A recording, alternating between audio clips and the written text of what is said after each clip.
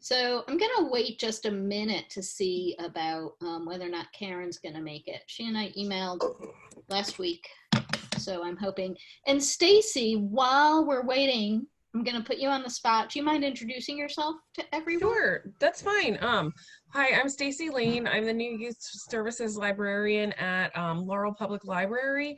I just was hired about April 6th. I used to be the Youth Services Assistant.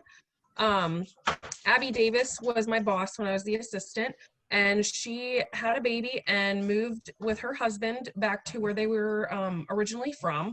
So I have not had a lot of experience inside my actual library as of yet as the librarian, but I'm doing the best I can from home. So Totally understand. So I was actually, as sort of an icebreakery thing, and since Stacy was going to be here, I was going to ask everyone if there's one thing you would tell someone new in this project, what would it be?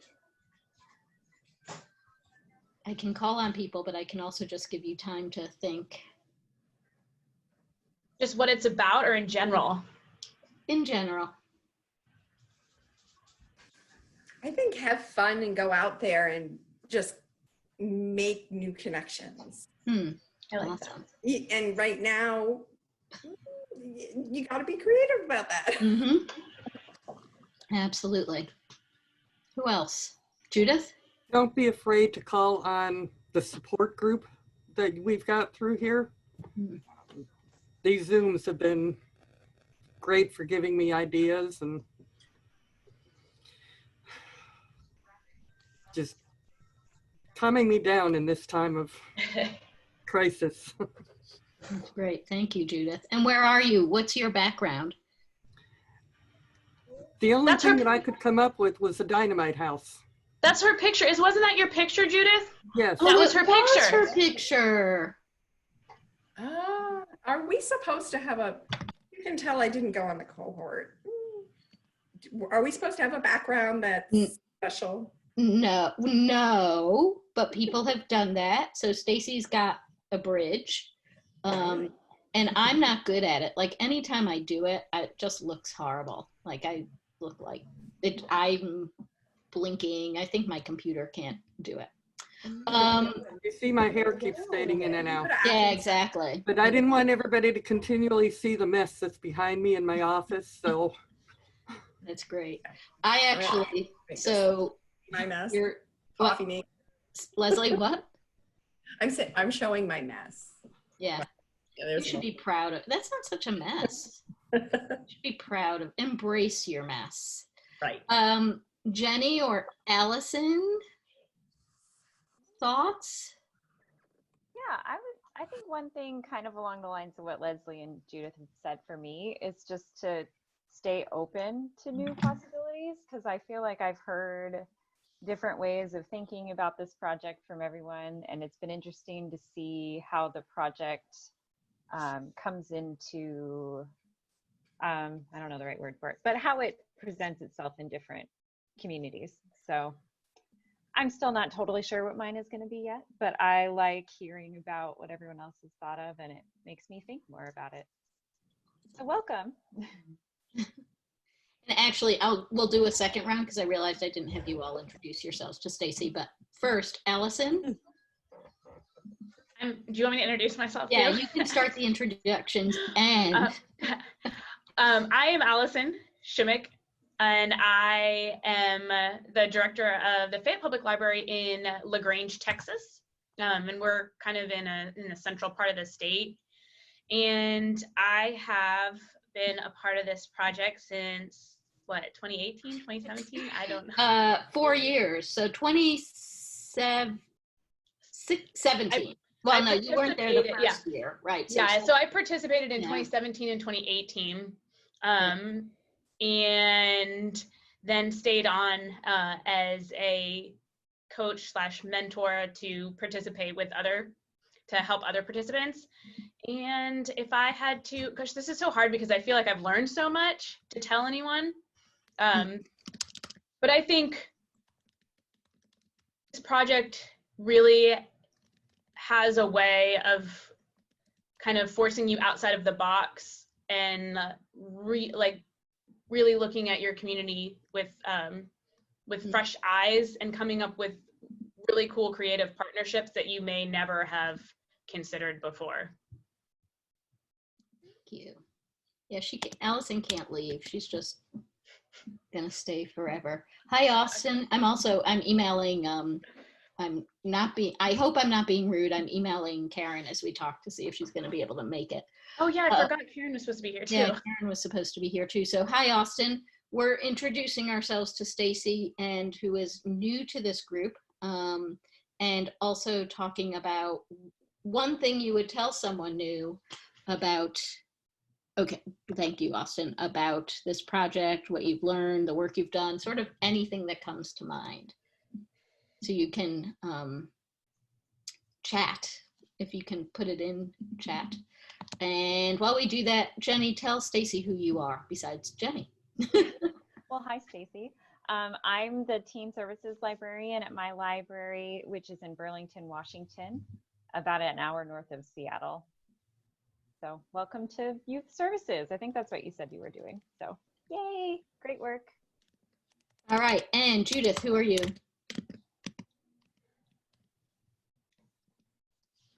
I'm Judith Cartwright. I run a very small library in Salina, Tennessee, which is halfway between Knoxville and Nashville and straight next to the Kentucky border. And Yes. I do a little bit of everything here. Cool.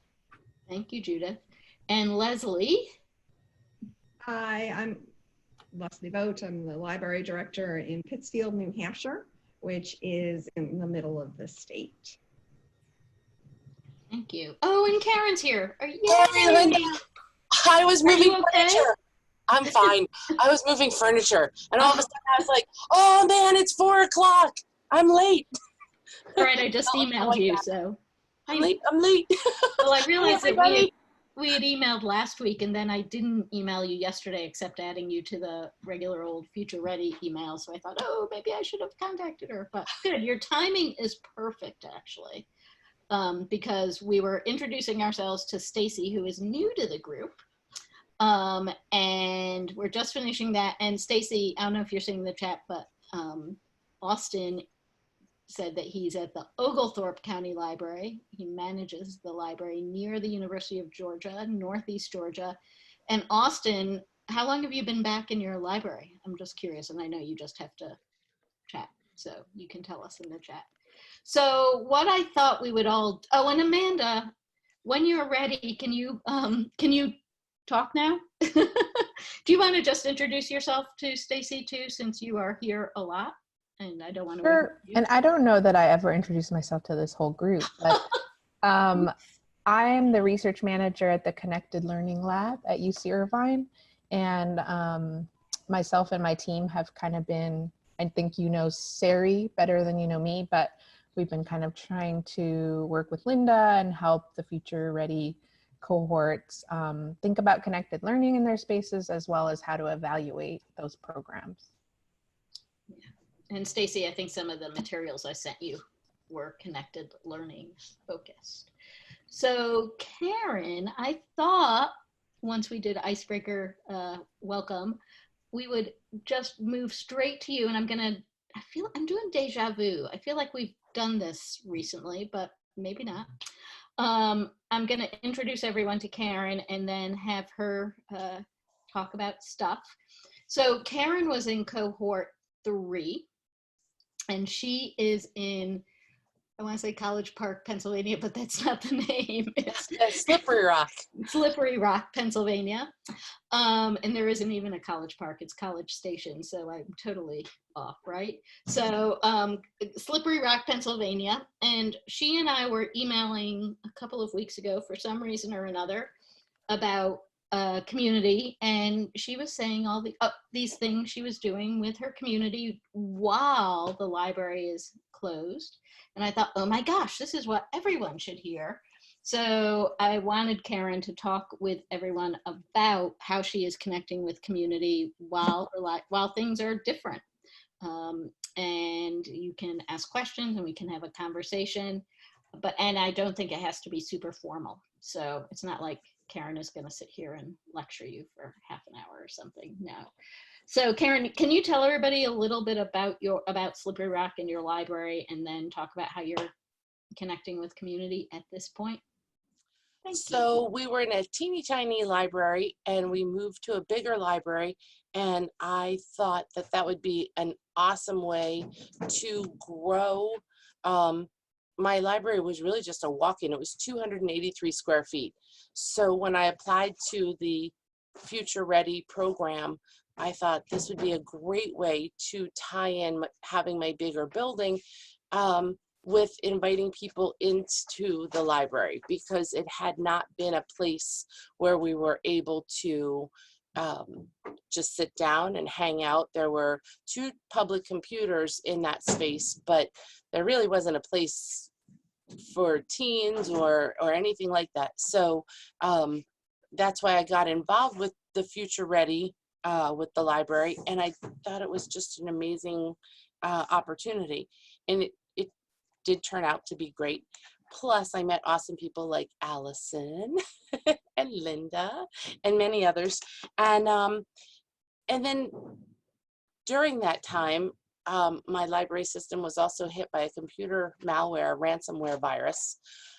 Yeah, you're like, oh yeah, I remember that. That was just a nightmare. And so we were down for a couple of weeks with that, and then we finally had recovered and COVID hit us. So I'm feeling a little behind the 8 ball often in my life. But when we first shut down, my friends group kind of made a list, and we talked about what people we wanted to keep in touch with in our community.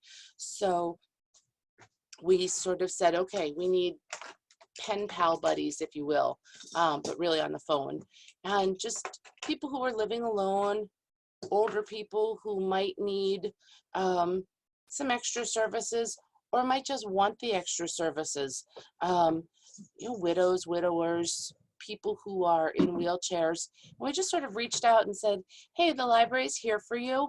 I know we're closed and we can't actually deliver books, but if you need milk or bread, or just somebody to talk to, or you binge watching and you really need to discuss whether you think Carol Baskins did it or not, we can talk about that. And it was just a fun way to reach out to people. My coworker said she did it. I didn't watch it, so I would have had to pass that phone call off to someone else in the research department. But during this time, we've also reached out and partnered up with our school district, and we are providing little activity kits. And I have one here, actually. It has my name on it. And do you have a completed one? No. Okay. So I realize this is backwards, but it's an Uncle Sam magnet. You're saying no, it's not backwards? No, Zoom actually fixed that. So now it's like, oh, cool. Real. So when I pat my head, I'm doing the side I think I'm doing. Go ahead. But that was one of the most disconcerting things on Zoom. It's like, oh, now that I realize that, yeah, the coffee maker really is there. Okay, anyway, so Uncle Sam magnet. And so it was something that we put these kits together. Our school district was passing out between 200 and 300 lunches to kids. Technical difficulty. When you're trying to be quiet. So we have the popsicle sticks, and we just put a magnet and googly eyes. I'll do what I did this morning.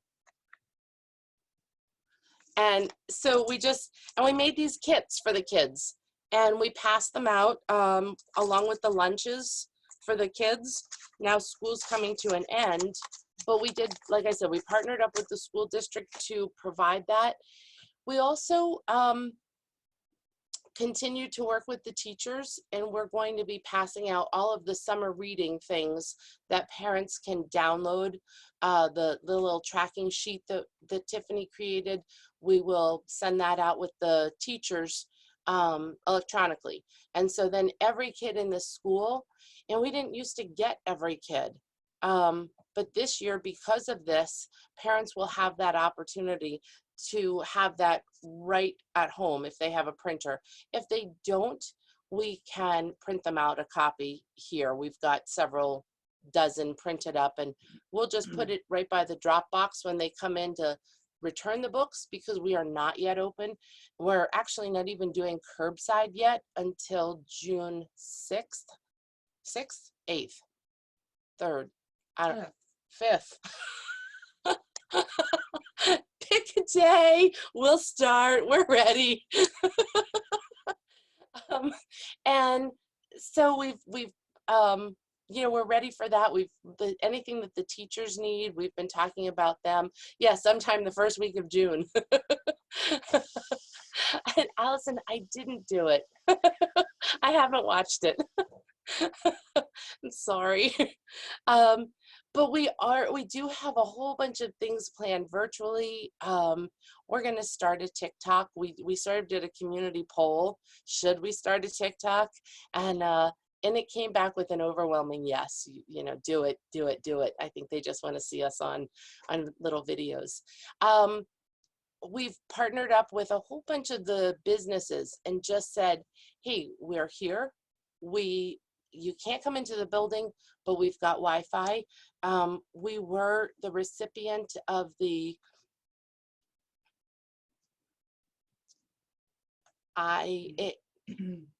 Information Technology Disaster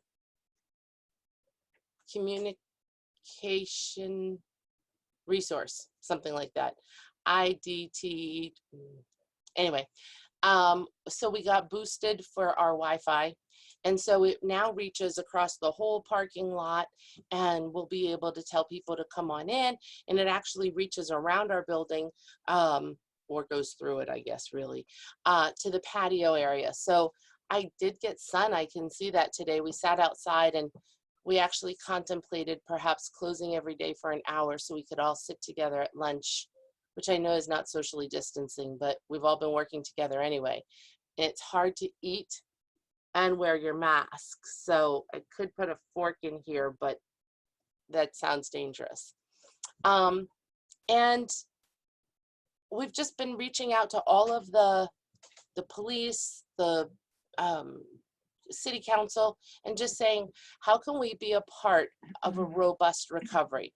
You know, our governor deemed us as non-essential, and many of you are in that same situation where your libraries were considered non-essential. Thanks, Stacy. And as far as fighting the virus, that's true. We aren't like nurses and we aren't on the front lines, but libraries are going to be a huge part of recovery. And whether that's on an individual level, helping our teens find jobs, which are going to now be, everybody's going to be wanting jobs, you know, whether it's, you know, people who have been laid off. And I think you're going to be seeing more and more of that in the next 6 months. So we're hoping for a rapid recovery, but I think actually we're going to be in it for the long haul. So make yourselves essential in our recovery. Resume writing, job help. Also resources as far as, I know in Pennsylvania we have something called 211, and that's where you can get assistance for heating or food or rent or car repair or, you know, emergency services. Check in with your churches and your Catholic charities and just say, hey, we're here and how can we help you? And open up that conversation. Ask them what they need versus just telling them what you have, because a lot of times what they want is something that you haven't actually thought of what it is. So open that conversation and say, what do you need? Because the other thing that we have is that we are almost like a point of service. So I may not have what you're looking for in my library where I can give it to you here, but I know somebody else that has that because I've talked with other people, and I've talked with this one, I've talked with the mayor or the fire chief, and I know what other resources are out there. So make your library be that way. I love Judith's background thing with the outdoor thing. And as she just tiptoed away, it looked like she was creeping through the woods. And here she comes creeping back in. So, you know, get out there and make those phone calls and talk to them. And for those like that are saying, well, I haven't talked with the police chief before. I've been meaning to because I wanted to talk to him about my teen program. This is a great time to call because you're calling offering assistance instead of saying, hey, I've got this program I was working on with middle schoolers. The libraries are happening place here. I've got this great program and I want to talk to you about how we can help teens. That's not where they're at this moment. But as you call them and you plant that seed and you're saying, hey, the next time you call them, when you want to talk to them about your Future Ready program, it's not a cold call. You've already established a relationship with that person or that organization. So just call, check in. How are you doing? And how are your people doing? Whether they're your volunteers, whether they're your staff. And I don't mean you library. I mean like you fire chief or you mayor. Hey mayor, how you doing? How's everybody on council? Does anybody need anything? How can the library help? You know, sometimes there maybe there's an old guy, that old white guy on council that everybody's like, yeah, it might be your job to go check on him, but that's okay. Or call in. And you know what? 4 or 5 months down the line, he's going to remember that you called him. You cared enough to check in and see how he was doing. And they're going to remember that. And this way you're building those relationships. And you're not asking for anything other than, how are you? How you doing? Yeah, we're doing okay here too. I can't wait to open up. Isn't today a gorgeous day? It's nice. Get outside. People with vitamin D recover faster. You know, whatever it is. So I went to follow you all on TikTok. Okay. So I really do think that this is an opportunity for us to reach out to those places that we wouldn't ordinarily reach out to. So you don't think that a car dealership might be something where you're able to utilize with your teen program or your middle school program, but you never know, because as you reach out to them, they say to you, oh, you know what? My receptionist has a teen kid and he's really big into X. And you're thinking to yourself, oh, I know exactly where this can fit in. You know, and you start to build this puzzle and put these puzzle pieces together. So even though your library is closed down and things are sort of, they're very different from what they have been, take this time to really lay your foundation. And it's not just for our teen programs, but this will work for us all across the board. Adult programming, fundraising, just municipal support down the line later. You've got those people that will remember that you called and reached out and said, hey, I have an ear. You want to vent? You can vent all you want. I'll listen. And that's, I think, where our job is to listen and be there for our community and just let them know that the library loves you as much as you love the library. I don't know, any questions? Well, I just have to say that idea of, and Jenny just posted this too, I said this to you last week, I love that idea of calling people, like not just patrons, but like community partners and people who work in the community.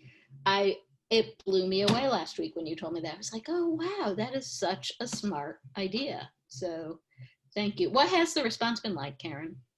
People love it. They're like, even if they're doing well, they're like, I'm doing great. And then I'm like, what are you doing? You know, we just sort of talk. Some of them are painting. Some of them are cleaning out the garage. Some of them are sitting on the couch and they're like, I need to exercise. I've eaten 17 bags of chips. You know, and I'm like, so you want me to have a healthy eating class at the library when we open? And then we just sort of chuckle. You know, they'll be like, yes, you know, or we talk about, and honestly, as you're listening to it, it gives you something down the line. Then you can call that guy 3 months from now and be like, hey, remember that healthy eating class? I finally put it all together and I thought of you first. So Tuesdays at 7 p.m. Does that work for you? Or, you know, and then you've got somebody that's also now on your side, and they've become a partner without ever realizing that they've been that they're a partner. You know, also as, and I just picking on car salesmen today, you know, a lady comes in, buys a car, and she's like, yeah, I need a new car. I keep missing my exercise classes. He says, you know, the library has them and they're free.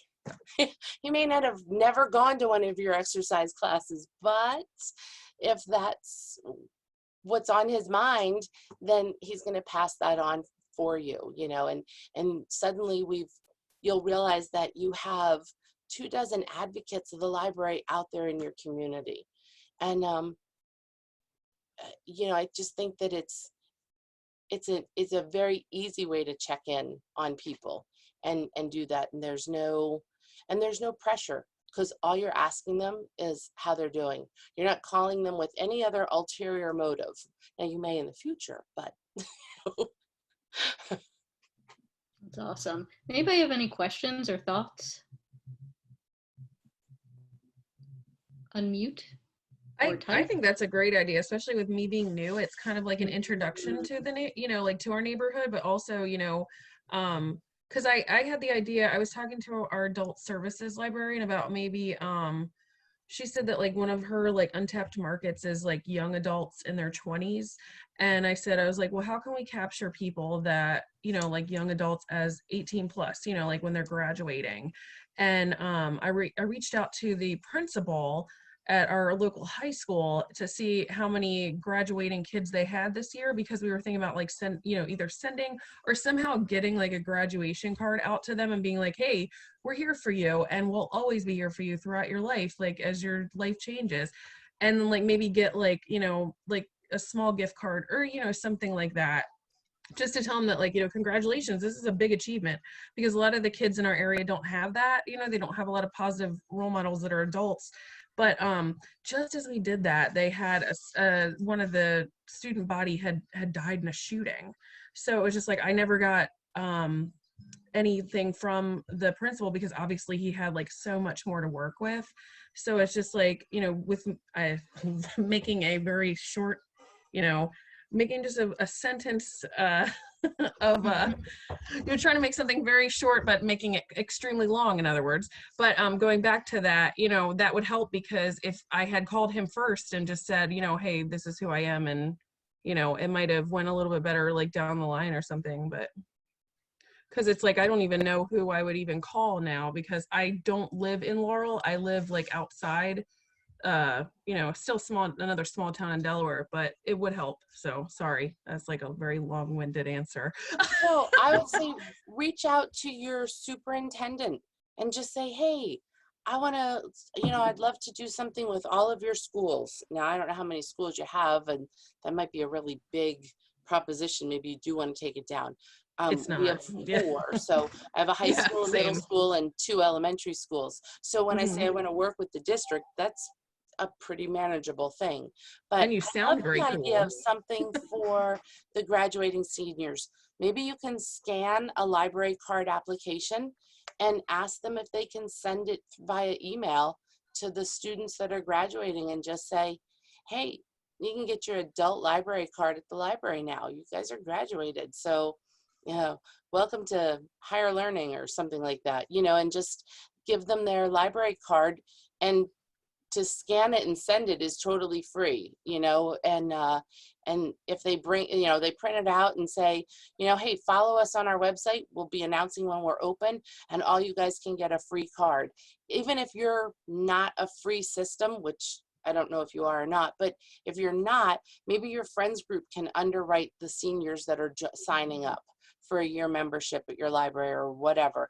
And, or maybe all seniors get 2 free books at the next book sale or something like that, you know, so that it's just a something that they're reaching out to them. And teachers and administrators will love the idea that you're able to do something fun, and it's not just business, you know. So Austin, I see Oglethorpe, and I realize that you can't, I don't know if you can talk or not, but is that the college, Linda? Or is that yeah, that's where he is in Georgia. Yeah. My son went to Oglethorpe for a science camp several years ago, and he went and built robots there for a week. He was like in 8th grade or something. He loved it. He loved it. That's awesome.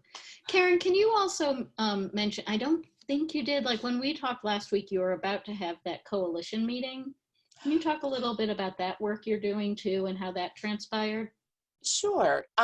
So the school district hired a company that did a health needs, like a community needs assessment, but for tweens, teens, and young adults in our community. And so they identified underage alcohol and vaping as a big thing, as 2 major issues. Now, they got together like late last summer, early fall, and our work immediately had, you know, we met, we had 1 meeting, and then we were able to outlaw vaping products across the country. So we really were working hard. Or that was maybe a coincidence, but I'm going to take credit wherever I can. So actually it became underaged vaping. So we've been working on identifying how we can reach students about the dangers, and not just the students, but parents too, because one of the number 1 ways that students get the vaping stuff is through their parents. So we have been creating partnerships with teachers, school administration, like, well, the superintendent's part of it, but also the school nurses and business owners in the community, the library, the mayor, one of our council members on the coalition, one of the ladies from the emergency rescue is there. And so we've just been coming together, and so far we've identified, you know, I can shift the map over here. You can see hanging on the door, we did a little map of our community, and that identified, we used V for vaping, A for alcohol use, and then purple hearts signified what we thought were safe spaces, where that stuff is not utilized. So like, or where students could find, I'll say sanctuary, or, you know, they don't have to feel the pressure of doing that. So churches, obviously nobody drinks or does vaping in church. So that's a safe spot. Here at the library, that's a safe spot. There were a couple other places that we identified as safe spots, and we thought, what is it about those places that makes the kids feel safe there and also welcome there? So we could take those pieces and bring them to other areas in the community. So, you know, kids feel that it's okay to vape when they're at the park. So as they're walking along and they're hanging out with their friends, then they're using the vape and But if they're with friends and they don't want to do that, how can we bring those safe ideas to them? How can we empower them individually to feel that they don't have to do that? And then that's one part of what we're working on. And then the second part is, how can we begin to reach out to parents and educate them to the dangers? You know, for a long time, vaping was touted as being a safe alternative to smoking. And it's not, it's just different than smoking. I'm sorry, I was just reading that message from Austin. So we're working on identifying the thought process that the kids go through, it, how they feel when they're safe, how we can take that feeling and what makes that safe spot safe and bring it to them. So bring that safeness as an outreach item into these different places. And through empowerment and education of the students as well, they can take that idea of safety even into, say, maybe their own homes. And that would work with the alcohol as well. So, you know, you see mom drinking, you see dad drinking, and maybe it's not a problem. You know, just because you see mom and dad drinking doesn't mean that there's alcoholism in the home. But if there is, then there's already an undercurrent of one person thinking it's safe and maybe the rest of the family not thinking it's safe. So there's that conflicted view. How do you educate and also not shame them, so that they're not going into a home and looking at their parents feeling shame, or an uncle or grandparents or whoever the alcoholic is, and just being able to give them a safe space. And so it's the social emotional development that you're really focusing on, it sounds like, which is awesome. Yeah, so I think there were two, it's kind of divided though. I will tell you that there are individuals in the coalition that understand that it's really important that this work be done, as far as educating parents about the dangers of letting their kids do this and educating kids as to why it's not safe to do it. But I don't want to target, and other people in the coalition don't want to target, small businesses that have vaping products available for sale. I know for me, my library is funded by donations, and some of these businesses donate to me. So I'm certainly not comfortable with the idea of launching an attack on small businesses, because that's not what libraries do. And so there's been some serious discussion. It wasn't all roses. There were some thorns in there that had to be conquered as part of this coalition. That was a little difficult sometimes.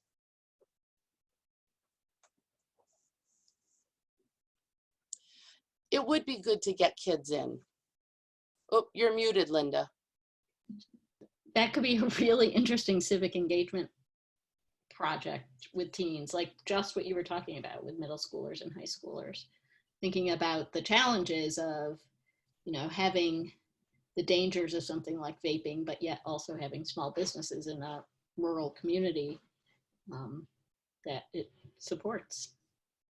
Well, and one of our go team ahead. members, real quick, one of our team members has, his dad has had 4 hip surgeries and was a heavy smoker, quit smoking, but he vapes now. And he's also 78 years old.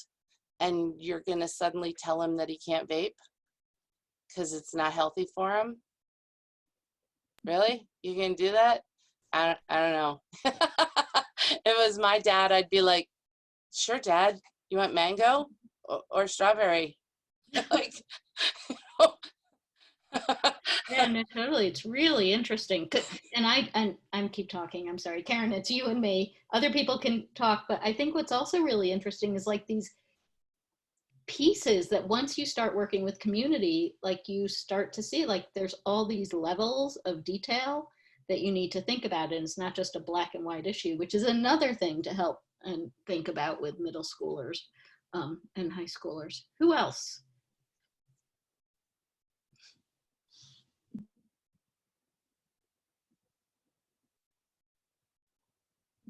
Is it just me and Karen who are so excited about this? The other thing, Karen, that I just wanted to mention, I think you said this, is that you are still you're still collaborating with your group now, even though you're closed. Like last week or whenever that was, you were having a Zoom with a group, right, to meet. So it's not just something that's on hold, which is one of the reasons I thought was really interesting, is you're continuing to work on this while you're not open. We were trying to, a lot of like we got together because prom has been canceled, and they're trying to figure out whether they were going to try to have prom or what they were going to be doing about that. And I thought, you know, if they end up having small group, we all collectively, but we thought collectively that we really wanted to have a little something out there and just say, hey, you know, I know as bars open up and restaurants open up and we start to be able to gather together in groups of more than 2, don't drink and drive, don't text and drive. You know, for a lot of people, this has been kind of a dry time. So if you had high tolerances in the past, those are diminished. And so if you used to be able to drink a 6-pack, maybe you can't now. So be careful out there. And so that doesn't just go for your, you know, your senior in high school. It also goes for Uncle Joe or Grandpa or Aunt Mary, you know, whoever.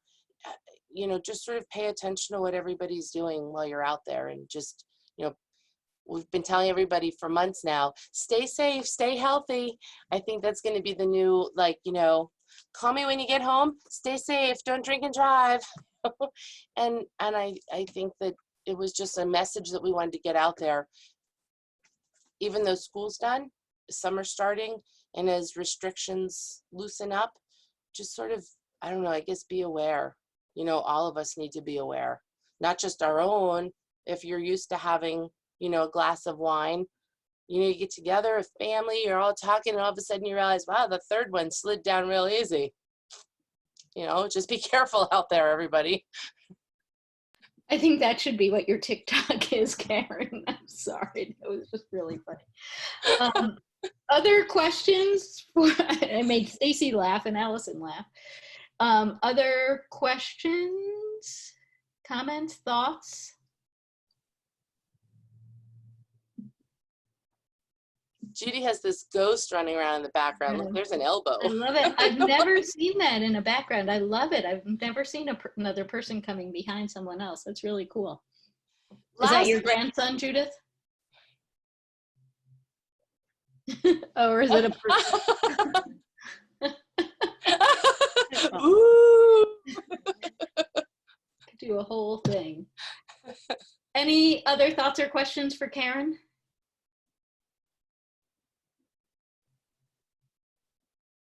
No.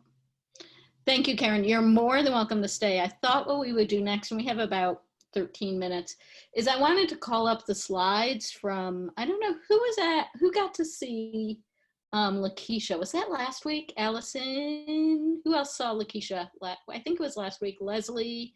Oh, yay. Jenny was there. Oh, great. Yay.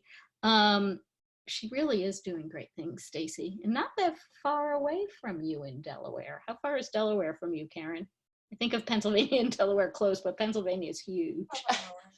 7? No, I don't know. Washington, D.C. is 4.5 hours from us. Yeah. We're in Pittsburgh, like an hour north. So maybe 6. Yeah, it's long. And we're Southern Delaware, so we're like we're down by the beach. We're at the bottom. Oh, can I Lucky. stay with you? You sure Tiffany wants can. to come stay with you. You sure can. Wear your mask and put in your hand sanitizer. She has a muggle mask. That's awesome. All right, I'm going to share my screen, and we'll just take a few minutes. We can come back to this, but I thought that the why can't I find share screen? There it is. I thought it was really interesting when Lakeisha talked about your knowns, and I thought maybe we could start talking about that now and talk about it more in the future. But a bunch of you were there, so who would like to, I'm going to put you on the spot. If you were there, can anybody describe what she talked about when she was talking about what the knowns are? And I'm going to go down to that slide. Also VUCA Prime, just like really, we have to go back to that too, but anybody describe what she said as the knowns? So I thought the knowns are things that you can plan for the near term. So they're a piece of a puzzle that you can build on. And you take it from there. All right, can you think of what one of your knowns is, Leslie? One of our knowns is that for young children, because they're like puppies and they just love each other so much, that we can't have them together physically. So we need to assume that's not going to happen for a long time. Our state doesn't yet know if the middle schoolers over the summer will have some restrictions lifted and, in programs like libraries and some of my collaborators, we might be able to do some physical things versus virtual things. So we should know that within 10 days. But yeah, another known is that we're going to have to be very, very conscious of germs and preventing the spread of germs and all those things we're doing. That's just a given. Right. Yeah. Yeah, given is another way to put it. I was thinking about this a lot the last couple of weeks, and like thinking about how you build off the knowns, right? So if you really have to be very conscious about germs and stuff, like what's the next known that from that, right? Like, what do you know comes next? I don't know. Well, one thing I know is I'm grateful that very near our main entrance is a sink. It's not a full bathroom, but there's a sink. So we can have people wash their hands when they come in the library. And that just feels really good. Awesome. That's so great. That's, I'm just like, I'm so grateful I have that sink. Awesome. Yeah, because then I'm thinking, like on the slide, she says, what might you do with this known? You need to be cognizant of the germs and such. And so what might you do with it? What might you plan or start to put in place is how you're going to make it possible for people to come back, right? And then that, and then so what's the next known? And for me, because I talked to Lakeisha about this a week or so before she facilitated the conversation, I was like, I think that just makes people feel more comfortable. What do other people think about this idea of starting with one thing because people in this group have been saying it's just so hard to think about the future because we're so reactive right now to the present. Other people have thoughts about what to do, what a known is, and what you might do with that known?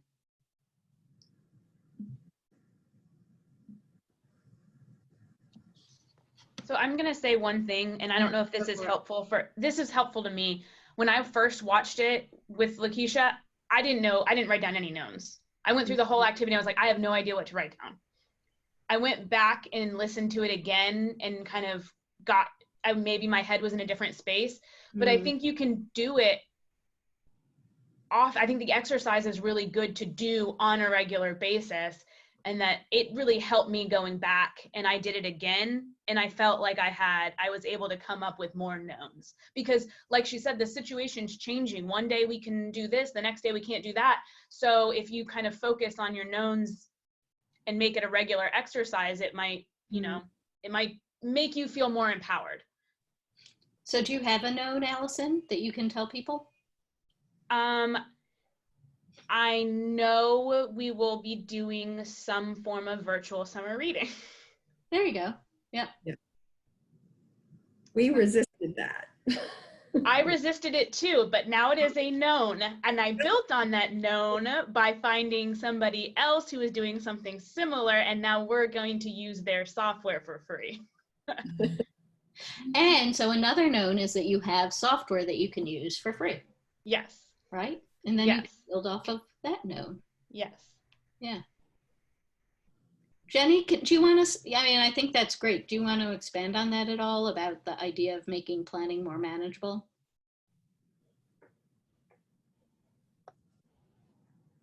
Yeah. Well, I just thought, especially at the start of the conversation with Lakeisha, that I just couldn't wrap my head around what, like Allison was saying, what was even known at this point. So then the process of like whittling it down to even just one thing kind of helped me get started, like on our summer reading program. That was my big thing that wasn't known for us, is that in Washington State, we know we're not going to be doing in-person programs, and our libraries just decided we're not going to even consider that for the summer at all, or even possibly the fall. That's not totally known yet. But it helped me just decide I needed a direction that I could take this, and it wasn't going to be what I was used to. And one known that I also used was through our state library. We have, I think it's called the Collaborative Summer Reading Packet. So they had put out some more resources for COVID-19, more activities that you could do at home with regular household items. So then I was able to move to that and say, oh, I know about this resource. That can be a foundation for my program. That's great. Thank you. Yeah, and then you can then just say, okay, so now that I have this, what do I know? That is a great example. Thank you, Jenny. And now Allison's going to use it. Other thoughts about the known? Like, and if you have one or want to ask people about one, or ask people about this idea in general?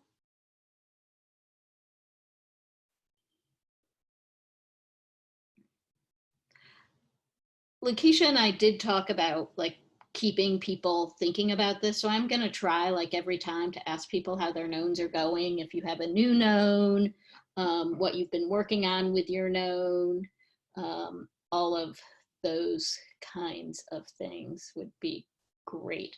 And I've been thinking, like, what are my knowns? One of my knowns is this group is continuing, right? That's a new known. This group is continuing through the end of this year.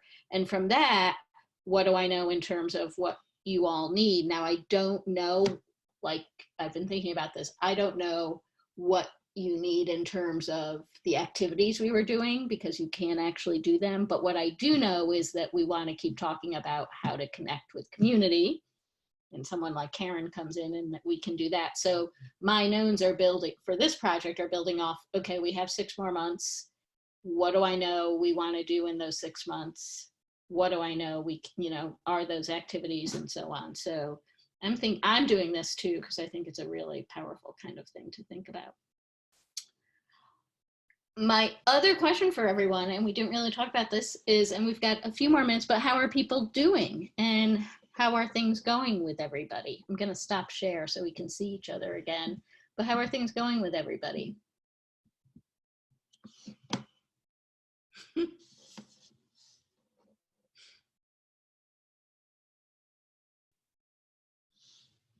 Well, we have reopened. We've got it limited. We allow 7 people in at a time for no more than an hour. We've been here through this whole thing. Personally, I am so tired of this stimulus stuff. When that was announced, of course, everybody knows I do taxes as my second job. And there has not been a week gone by that we have not done 10 or 15 non-filer returns or looked up people's information, or so I'm a little burned out right at this moment just from that. Thank you, Judith. Allison, what were you going to say? I was just going to say, that must be very difficult, because we have some of that, but does not seem as much as you're experiencing. But we'll have people call and say, if I give you my social security number over the phone, will you look up where my stimulus check is? I mean, and then they, I'm sure Judith gets that too.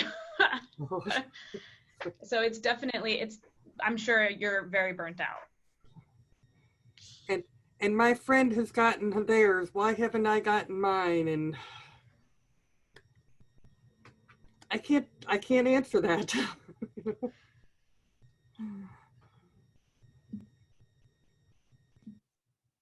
Anybody else? How are things going? And we know Allison's open, and Austin, I think we lost Austin. I'm not sure. Austin, are you still here? Are you here? Are you open or just in your building? I think he's gone, so I can't ask him that question. And we're going, it seems to be like we're just continuing through the different phases and trying to make it all work. That's all we can do. Mm-hmm. So thank you all for being here today. I really appreciate that you're sticking with it, and we will continue. Karen, thank you so much for being here today. It was great. I'm really glad we connected last week or the week before and got this set up. I'm so excited to meet cohort 4. I remember I was in cohort 3 and got to meet Allison, who's from cohort 2. And so it was just so much fun to see somebody who had graduated from the program, and how involved she still was with our group. And so I love seeing the next generation. You guys are awesome. Absolutely. So I will get everything posted probably tomorrow, and let's keep talking about the knowns. And I'm going to put it on the community of practice too. I was just going to say, I think that's a good one, like an activity that we can do versus some of the ones that we couldn't do because we aren't physically out and about. Right. Absolutely. Although I've got a map idea. Karen, oh, okay. Map activity we can do. Watch out, you guys. She has an idea. I will tell you that I actually took this map idea. We did this based on our community mapping, our walking tour, where I still do that walking tour with some of my when my interns come on. We actually pull up Zillow and sort of walk along, and because sometimes it's cold and raining, and but we do that walking tour, and I got that from you, Linda. Well, this project. So thank you all again. I will be talking to you online, and if you need anything related to Future Ready, let me know. Bye, everybody. Linda, do you need me to stay, or we? I think we're good. You good? Okay. I'm good. I'm great. Bye, everybody. Bye.